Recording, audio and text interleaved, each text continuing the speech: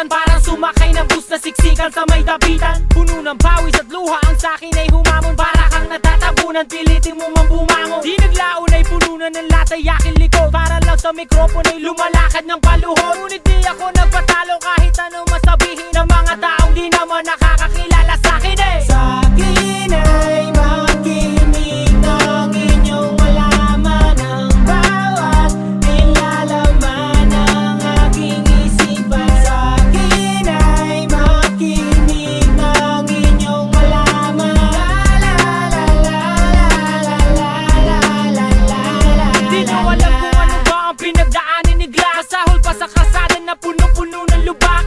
Umiiyak habang patuloy na nananalangin, sumulat pa na sumulat, pinilit pa ring aralin. Nang sa gayon ay may makapansin sa aking boses na parang binanggit mo ang pangalan ni Gabby Lopez. Di naglaon